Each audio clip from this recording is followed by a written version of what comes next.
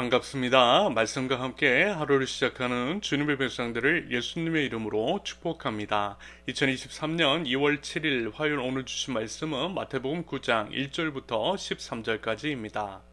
예수께서 배에 오르사 건너가 본 동네에 이르시니 침상에 누운 중풍병자를 사람들이 데리고 오거늘 예수께서 그들의 믿음을 보시고 중풍병자에게 이르시되 작은 자야 안심하라 내 죄 사함을 받아내니라. 어떤 서기관들이 속으로 이르되 이 사람이 신성을 모독하도다. 예수께서 그 생각을 아시고 이르시되 너희가 어찌하여 마음에 악한 생각을 하느냐.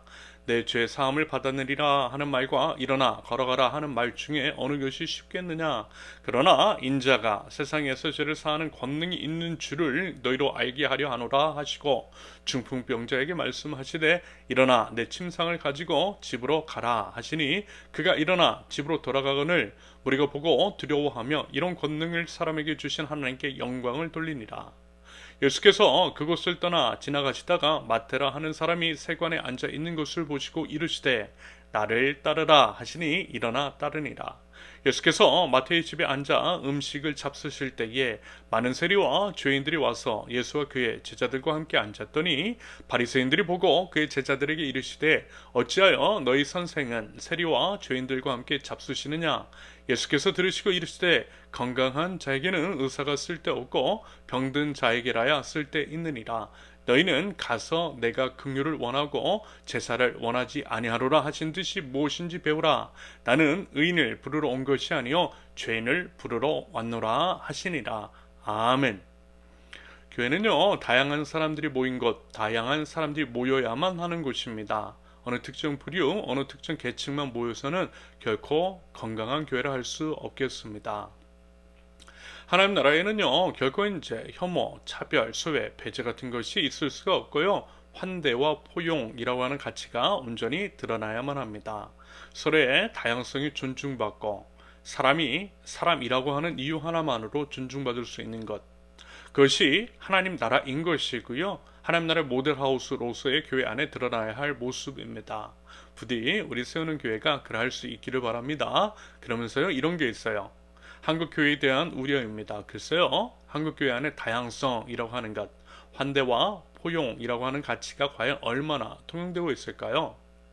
낯섦, 다름 같은 것들에 대해서 가장 배타적이고 혐오, 차별, 배제, 소외가 가장 심한 곳이 어쩌면 교회일 수 있겠다라고 하는 생각이 듭니다. 공적 광장에 나와서 낯선 타자에 대해서 그러한 태도를 취하고 있는 것을 우리는 결코 부인할 수 없을 겁니다. 그러면서 이런 것도 있어요. 아마 이런 얘기 들어보셨을 것 같은데요. 한국교회는 중상층에게 편안한 집단이 되어버렸다라고 합니다. 어느 정도 경제적인 수준이 있어야만 교회 생활이 가능하고 그래서 이제 우리들만의 리그가 되어버린 것 같은 한국교회의 민낯입니다. 변화산에서 제자들이 여기가 좋사오니 하면서 그곳에만 그리고 자기들끼리만 머물기를 원했는데 딱 우리가요 여기가 좋사오니 하면서 우리들만의 개토를 형성하며 낯섦과 타자, 세상을 배척하고 있는 것은 아닌지. 여러분, 우리 신앙인들이 보통 예배를 드리고 교회 활동을 한다라고 할 때 보통 이제 금요일 저녁부터 토요일 그리고 주일에 그렇게 하죠. 그런데요, 그 시간을 온전히 낼 수 있는 사람은요, 그 시간에 생계와 관련된 일을 하지 않는 사람일 겁니다. 바꿔 말하면 남들이 쉬는 날에 일을 하는 사람들은 교회 활동 못한다라는 거예요. 예배하고 싶어도 예배 못한다라는 겁니다.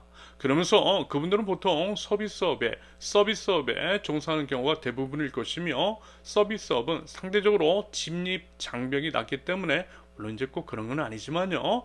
사회 안에 약한 분들이 종사할 가능성과 비율이 높은 것으로 그렇게 알고 있습니다. 반복해서 말씀을 드리지만 그분들은요. 교회 활동하고 싶어도 못한다라는 거예요. 남들 쉴 때 일하지 않으면 생계가 막막해서 어쩔 수 없이 신앙생활을 포기하는 사람들도 분명히 있을 것이다 라고 하는 말씀입니다. 그런데요, 교회는 어땠죠? 그들에 대해서 비난과 판단을 서슴지 않았습니다. 예배도 안 드린다고, 주일에 일한다고, 믿음 없다고, 돈 밝힌다고.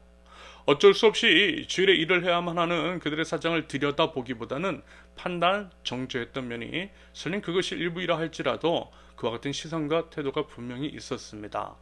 저는요, 개인적으로 이제 코로나 상황 가운데서 대면 예배를 못했던 것, 교회 문이 닫혔던 것을 통해서 하나님의 이러한 마음을 읽은 적이 있습니다. 교회 문이 닫히고 마음껏 예배할 수 없었을 때의 그 답답함을 경험하면서 하나님의 음성, 이러한 음성이 들리는 듯 했어요. 너는 지금 잠깐 대면 예배 못한다고 답답하지? 그런데 현성아, 생계 때문에 어쩔 수 없이 예배하지 못하는 이웃들이 늘 존재하고 있단다. 그들은 코로나 이전에도 늘 답답한 마음이었는데 사람들에게 정죄와 판단까지 받았어. 저는요, 코로나 상황 중 예배를 마음껏 못 드리고 나서야만 우리 안에 존재하는, 그러면서 소외된 그분들의 마음을 이해할 수가 있었습니다. 여러분, 교회가요, 중상층에게 편안한 곳이 되어버렸다라고 하는 것, 한국 사회 안에서 중상층은 되어야 교회 생활이 가능하다라고 하는 말을 우리 한번 제대로 곱씹어 볼 수 있기를 바랍니다. 만약에 경제적인 수준이 교회 생활을 할 수 있고 없고를 가르고 교회 생활만이 믿음을 드러내는 것이며 그것으로 구원이 임하고 신앙을 판단하게 된다라고 한다면 여러분, 그건 복음 아닌 거예요. 그것은 복음일 수 없어요. 그것은 지극히 차별적이고 불공정한 겁니다. 그것은 결코 하나님 나라일 수 없다라는 겁니다. 오늘 말씀에서도 한번 보세요. 예수님의 시선과 서기관 및 바리새인들의 시선은 완전히 달랐잖아요. 서기관과 바리새인들은 그저 겉으로 드러나는 현상, 사람들의 겉모습만 보고 판단했어요. 정죄했어요. 배척했고요. 소외 배제 혐오의 대상으로 삼았습니다. 종교의 외적 행위를 보이지 않는 죄인들은 결코 구원받지 못할 것이라 여겼던 거예요. 그러면서 병든 자가 나음을 얻고 세리와 죄인이 환대받을 때 그 모습을 기뻐하기보다는 비난하고 정죄하기에 바빴습니다. 바리새인과 서기관들, 종교인들의 시선이 딱 그랬던 거예요. 그런데 예수님은 어땠어요? 그들의 외모를 보고 판단하지 않으셨어요. 오직 믿음만 보셨어요. 그들을 불쌍히 여겨 주셨어요. 그리고 병든 몸과 상한 관계에 대한 상처를 치료해 주셨습니다. 예수님은 스스로 건강하다라고 여기는 사람들, 나 정도면 괜찮은 사람이야 라고 착각하고 셀프 면죄를 주는 자들을 위해 오신 것이 아니라 스스로 병든 자, 치료받아야 할 자, 죄인으로 여기는 사람들, 그래서 예수님 없이는 못 사는 약한 사람이라고 여기는 그 사람들을 위해서 오셨다라고 말씀해 주셨습니다. 그리고 그들을 구원해 주셨던 거예요. 종교 기술자들, 자신들이 하나님을 가장 잘 알고 종교의 외적 행위, 즉 교회 출석도 잘하고 헌금도 잘하고 봉사도 잘해서 어디 하나 빠지는 것이 없어서 스스로 의인인 척하는 사람이 아니라 오히려 그들이 배척해 맞지 않은 죄인들을 구원해 주셨다라는 겁니다. 여러분, 이 부분을 통해 우리는 과연 무엇을 깨달을 수 있겠습니까? 우리는 과연 어떠한 사람, 우리 교회는 과연 어떠한 교회입니까? 예전에 부사역자로 몸 담았던 교회에서 이미 시행한 적이 있고요. 앞으로 우리 교회에서도 시행하고 싶은 것이 하나 있습니다. 한마디로 표현을 하면 예배권 보장해 주는 겁니다. 생계의 어려움 때문에 주일에 온전히 쉬지를 못하고 예배는 꿈꿀 수도 없는 사람, 우리 이웃의 예배권을 보장해 주는 것, 주일에 쉴 수 있고 함께 예배할 수 있도록 그만큼의 생계를 보장해 주는 것, 이런 것들을 한번 해보면 어떨까 싶은 겁니다. 이러한 방향성이 말하자면 열이 모여 하나를 세우는 하나님 나라 공동체라고 하는 우리 교회의 비전에 담겨 있는 겁니다. 11조를요, 그와 같은 식으로 사용하면, 다시 말해서 10사람 혹은 10가정이 모이면 충분히 그렇게 할 수 있다라는 생각이 들었습니다. 이 마음을 품고요, 우리 함께 기도하며 그 방향성을 향해서 함께 나아가다 보면 우리 하나님께서 그 일을, 아름다운 하나님 나라를 우리 교회를 통해서 드러내 보여 주실 줄로 믿습니다. 그 일 한번 해보자라는 거예요. 그래서 부디 우리 교회가 그저 어느 특정 계층만을 위한 곳이 아니라 약하고 힘없고 돈 없고 아무것도 없지만 예수님을 갈망하고 하나님을 예배하고자 하는 모든 사람들이 함께 예배하고 함께 예배하면서 서로를 지켜줄 수 있는 그런 공동체가 될 수 있기를 예수님의 이름으로 축원합니다. 함께 기도합니다. 죄인을 부르러 오신 예수님, 죄인을 부르러 오셨기 때문에 죄인인 저희가 예수님을 믿어 구원을 얻을 수 있었음을 감사함으로 믿음으로 고백합니다.